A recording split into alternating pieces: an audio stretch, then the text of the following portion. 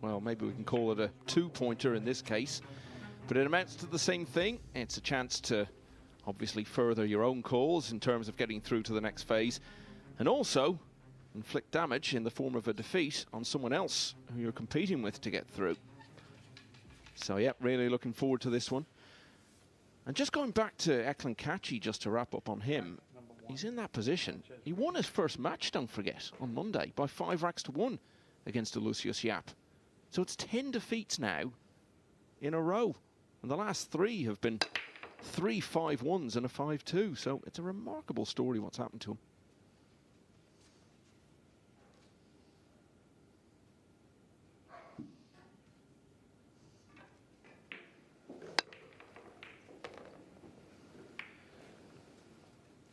The 1 in, the 2 open, 3 open, 4 open. When that happens, how can you possibly complain?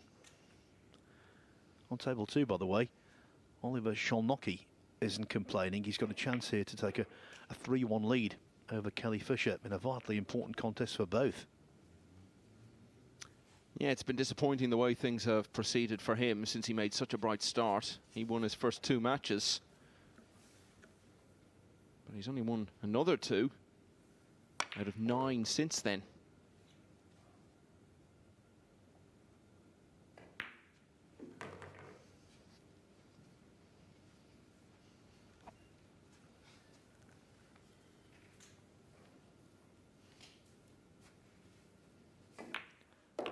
Skyler wins. 3-1 to the Hungarian. It is. Kelly Fisher came back from 3-2 down earlier this evening to beat Aloysius Yap on table 1. Now she needs an even more sustained fight back over on table 2. Just while I think of it, can we have a word for the refs here? Because, okay, everyone's playing a lot of pool and that, but it's, you know, maybe 3 matches a day, sometimes 4 or whatever. You're sitting down a lot of the time, of course, when your opponent's at the table, but referees are all doing, well, they must be doing 8 matches each every day, or? It is 8. A very laudable shout out, that, Michael.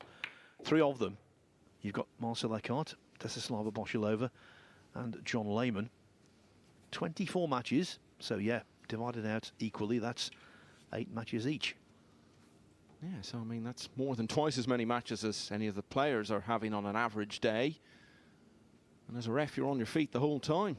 We're not even halfway yet, so all credit to them. Marcel and Desi are very young, of course. John's a bit older. So credit to them for keeping it going.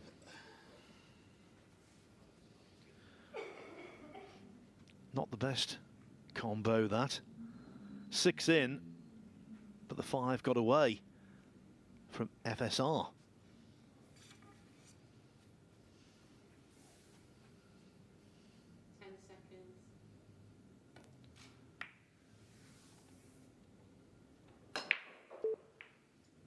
Very nice indeed.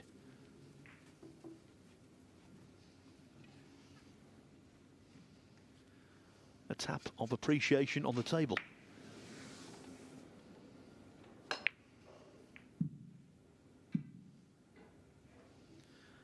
Fast cloths are very nice to play on, but they put a premium on touch when it comes to that kind of shot. Now where the 5 goes, nobody knows, but we know where it's going now.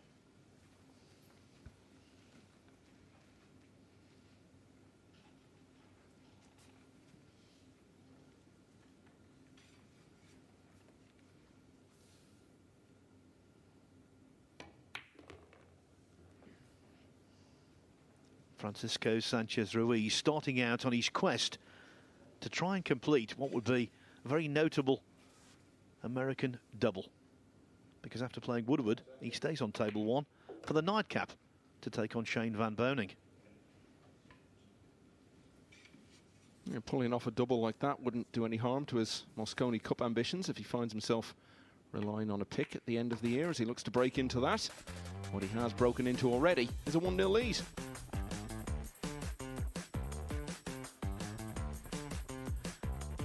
You talked about Kachi making a great start. Sanchez Ruiz didn't. He lost his first 3 matches, but since then, he's looked pretty good. And that must have looked good to Kelly Fisher. Missing the intended pocket, running all the way down the side rail. Extraordinary fluke. The only problem is the red 3 is blocking the blue 2. Extension called. Yeah, the goalposts have moved a bit for Fisher. She's on 5 wins now. And for a long time we thought that might be enough. We now know really you're going to have to get to at least 6. And her last match is going to be against Skyler Woodward. He could still be looking for a win. Before that, she's to play Albin Ocean in her penultimate match, so needs to try and find that extra win soon. Wouldn't want to be relying on getting much change out of those matches at the end. But she's in with a fighting chance. So is this man, Skyler Woodward. 5 wins from 10 so far. It's 1-0 down here.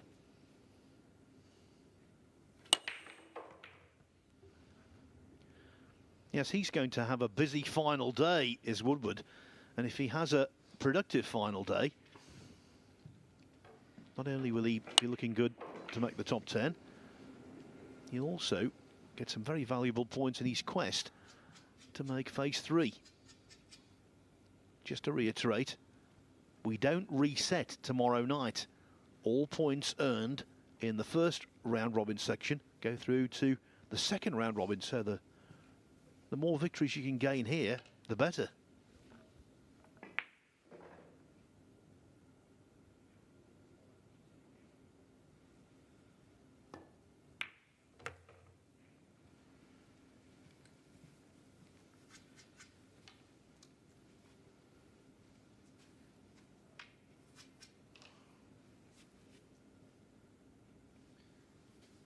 Skyler Woodward is in that sort of bubbling under section of the game at the moment.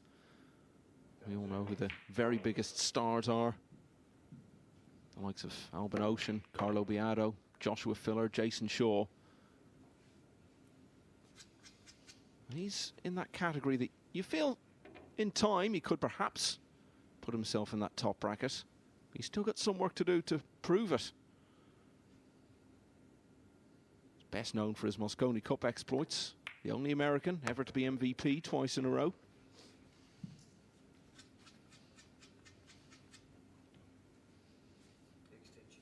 Extension, please. You just feel one really long run in one of the very top events like the US Open, World Championship. And he could really kick on from there into that very top bracket.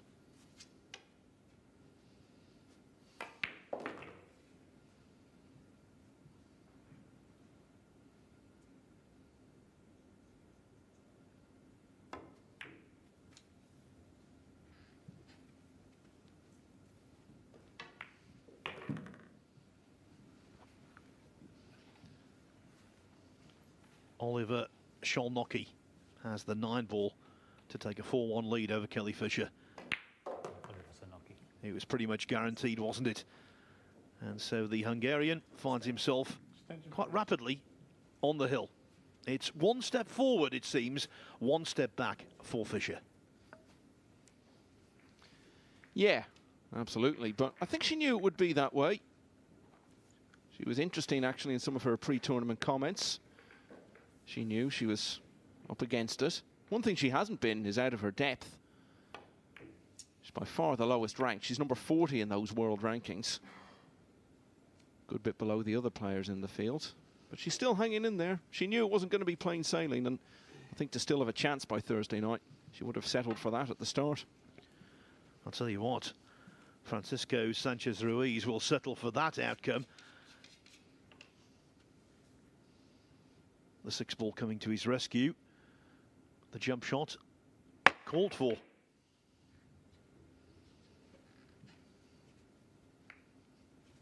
Contact made on the 5.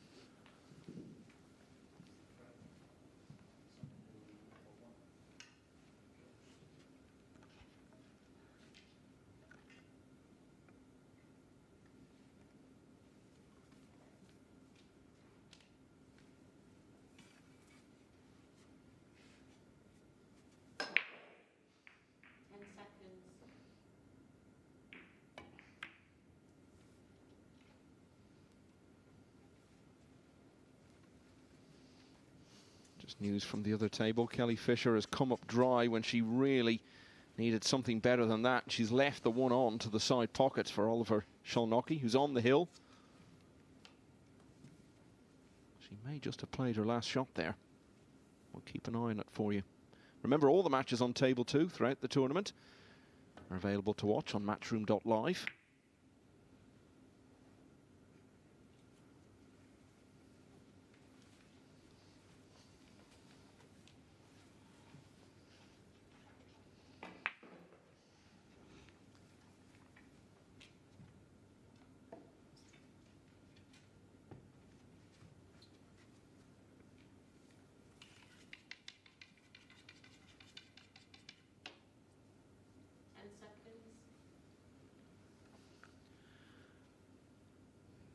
Another jump needed.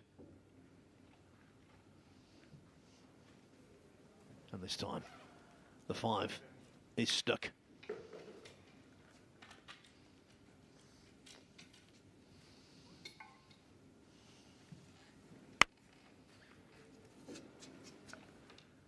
From that angle, it gives you an indication of how close he came to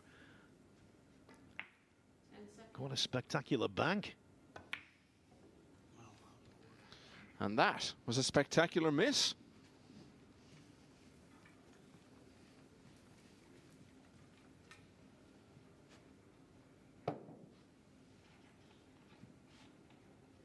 Bit of anger there as he returned to the seat.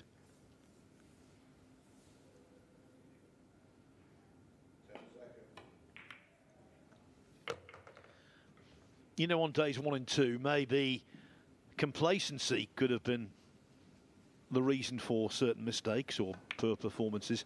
Oh, we'll go again and be okay. We'll cover the cracks. We'll make up for past misdemeanors. But now the players can see pretty much exactly what they need to do. And so rather than complacency causing mistakes, it's pressure. Yeah, absolutely. We're getting to the decisive matches now. As I said, these are 2 players who are both in that questionable zone. There are some players who we know probably heading out, others who are definitely going through. These are the players whose fates still hang in the balance. And they're feeling it. But there may be hope for Woodward yet. That's a nightmare for Sanchez Ruiz from a positional point of view.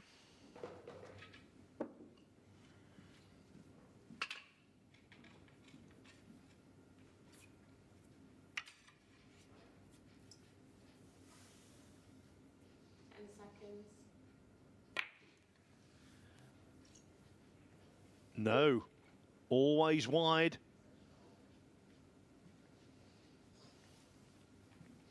Could have been worse, though. Could have been worse.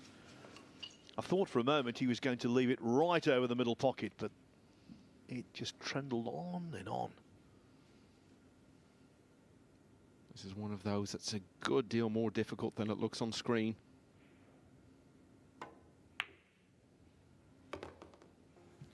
Well, he's such a good banker, that was definitely the way forward.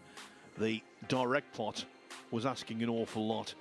And so Skyler Woodward gets away with a bad error, and he draws level. Still shaking his head in disbelief at how that rack unfolded. So yeah, relying on that bank's reputation that he's got. His good friend Billy Thorpe is renowned for those as well, of course. I remember once we started saying that when we were here for the Championship League last year, Billy started missing every bank shot going.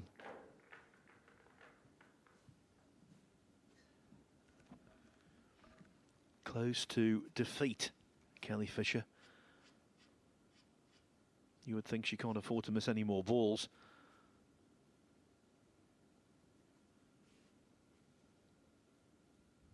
Close to defeat and too close to the object ball.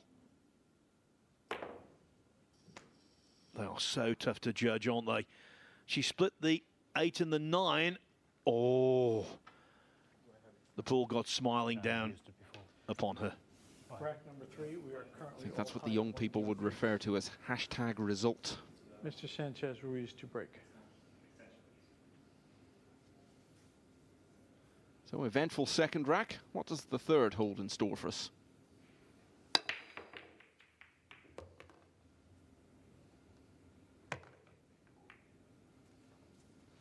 Nice nudge on the 2 there.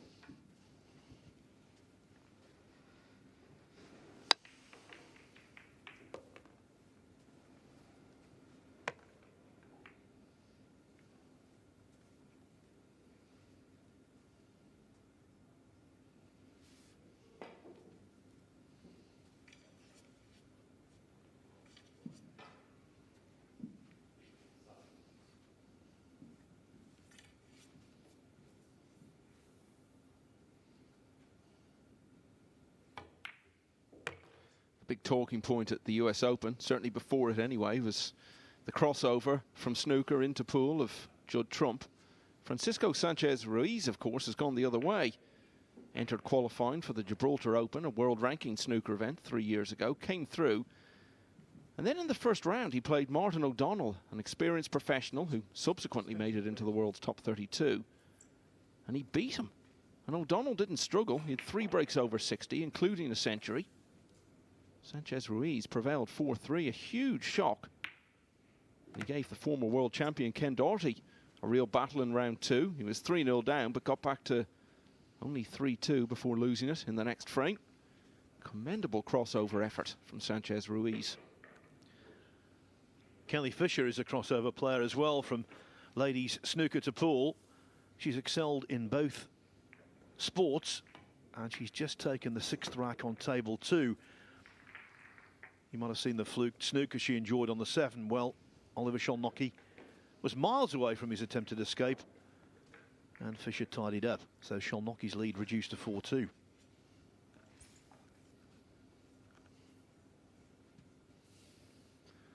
He certainly needs the win more than Fisher does. It's getting so tight around that region of the table.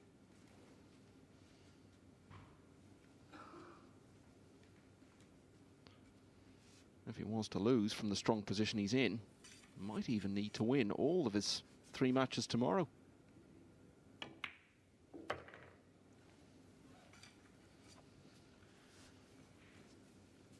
Can't start talking winning and losing in this match yet.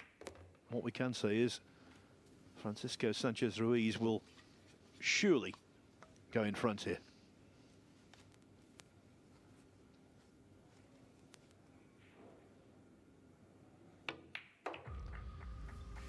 That is what's come to pass. The Spaniard leading the American 2-1. More pool coming up from Milton Keynes after this short break.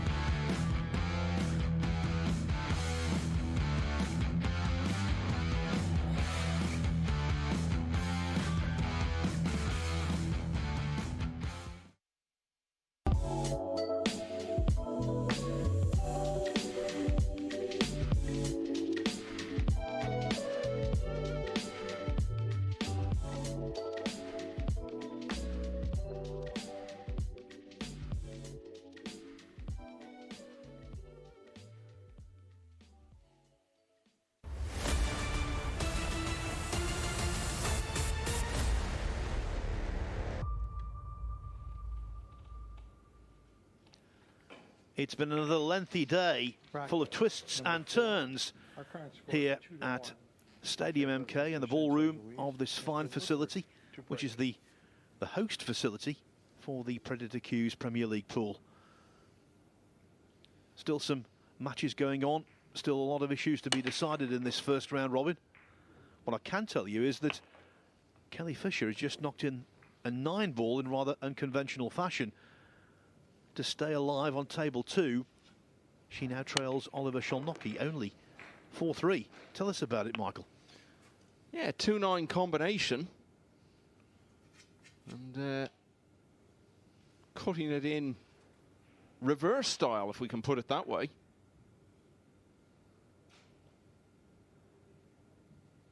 But from the look on her face, it's hard to know how intentional that was. Anyway, bottom line is she's close to 1 behind now, and she's pulled out 1 or 2 very unlikely victories already. This could be another one. She's still shaking her head there. I think we might see that in a moment. Well, is it going to be a case of karma on table 2 as we see that combo? 2-9, all is fine. Kelly Fisher. Remember, she lost to Shane Van Boning 5-4 from 4-1 up. Can she possibly salvage this match from 4-1 down?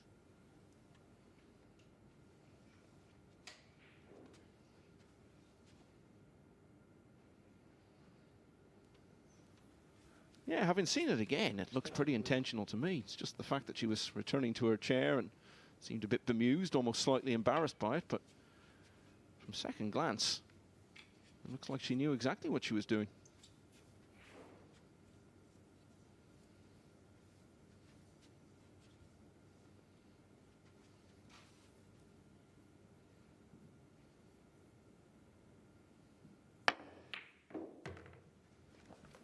Well, what a pot that is. What an absolute pearl.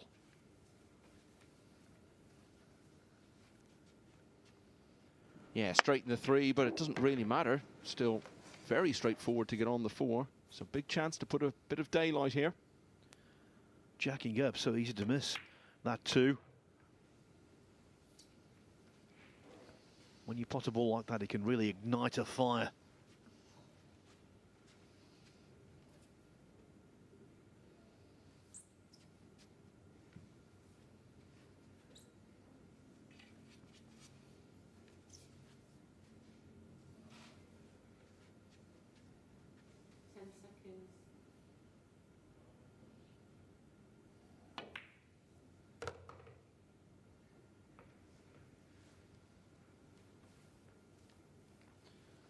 This is now turning into a very good rack he's putting together here. He's played so much pool in recent months. He really embraced the return of the Euro Tour. When it came back last summer, won an event in Slovenia, beat Alex Kazakis in the final, then won another in Turkey. Got pretty close to winning 3 in a row. Just edged out in a hill finish by Viktor Szylinski in the semi-finals of the Treviso Open. Of course, as we've said, he's made a good start to this year, Derby City Classic. And 3-1 up now in this. Yeah, and that was all about the 2-ball, wasn't it? It really was a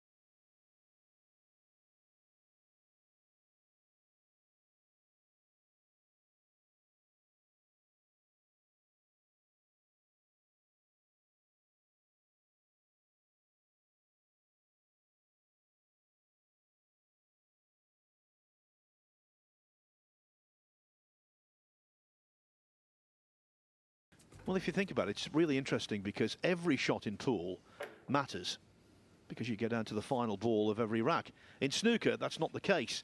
And the hot shots that you mentioned Rack number at the 5. Players' Championship. Our current score is 3-2. One of the favourites was a shot from Karen Wilson, which was basically an exhibition pink when the frame was over. In pool, every one of these great shots we see really matters. Yeah, you can't just start throwing your arm at things coming towards the end of a rack. It's never 1 till the 9's down. And the 1 is down here. Oh, but so's the cue ball.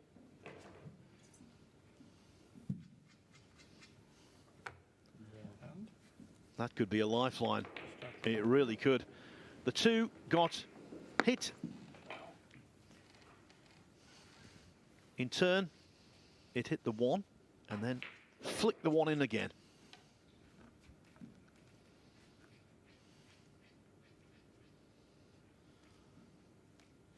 The thing that's so hard to take when you do that from the break is when you compound it, unintentionally of course, by leaving your opponent with a table where you've already done a good deal of the work for him in terms of developing the situation.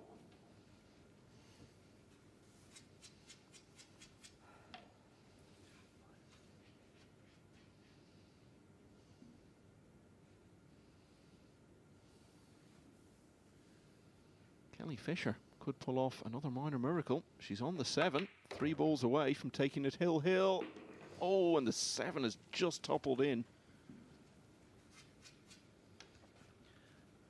Yeah, she overcooked position for the 7, had to play it very delicately. It just about found gravity. So does the 8. And this routine 9 to make it hill in a vitally important contest. Kelly Fisher. Fighting Fisher. That's a foul. Ball on hand. Well, another scratch here. This time, Francisco Sanchez Ruiz is the beneficiary late on in a rack, and when you scratch late, basically it cost you. Extension, please.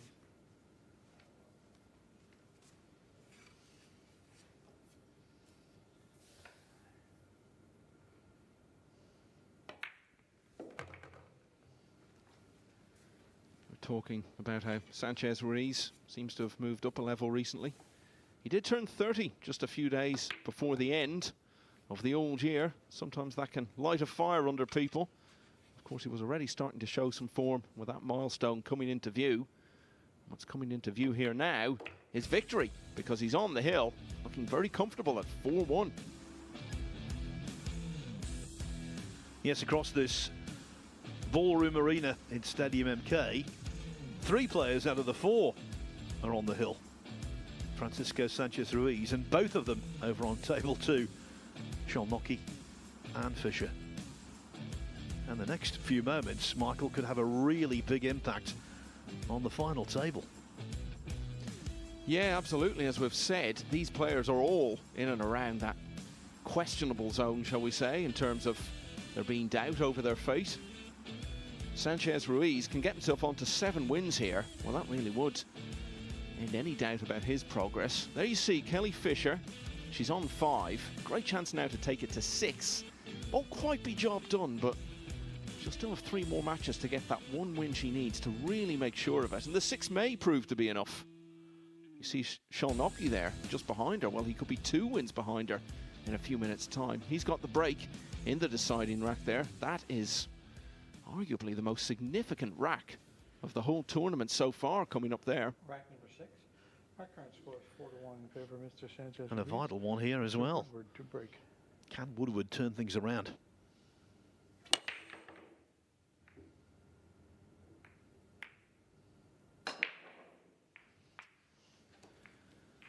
I'm afraid not. That's come up as dry as the Sonoran Desert.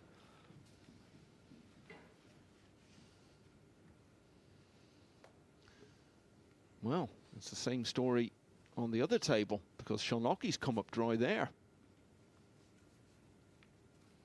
You know, we like Kelly immensely, don't we, Phil? We worked with her at the Moscone. She's coming to do some commentary with us here. We know her from her snooker days a long time ago, but if she did get through, the downside would be, think how triumphant Carl Boyes would be, because he did call it at the start. He tipped her to get through, and not many people were saying that. She was 200 to 1 for the title.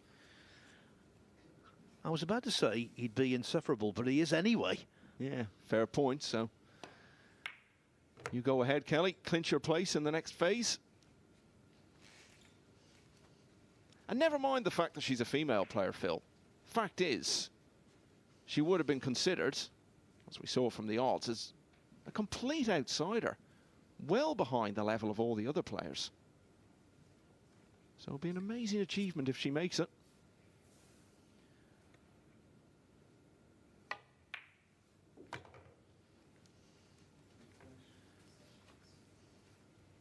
Gave up hope of any kind of direct position on the 3. But the 3-7 combination is viable, feasible.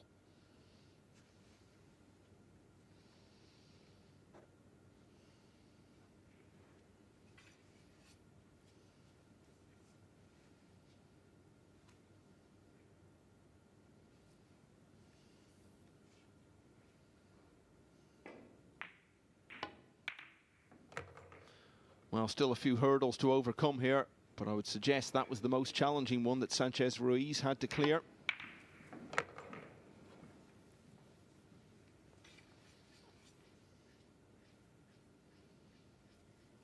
Shalnocki has just failed in an attempt to bank the 1. In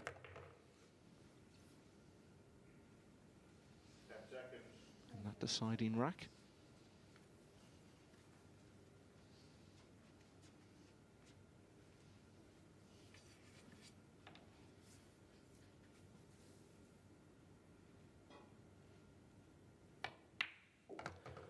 I always felt until about 12 months ago that Francisco Sanchez Ruiz didn't quite have the self-belief to go with his undoubted ability.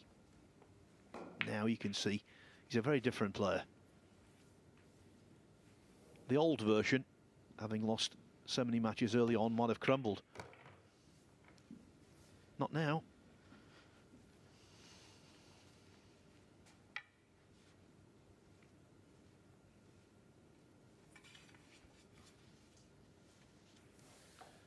So for Woodward, overall it's been a decent day.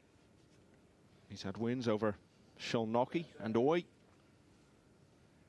He's going to finish it on a losing note, and with his place in the next phase very much in the balance, it would seem. Sanchez Ruiz, though, isn't even finished for the day yet. He can make it 3 wins on the bounce when he plays Shane Van Bonen in a few minutes. It's going to be a really good result, not only for the point gain, but also for racks won, racks difference.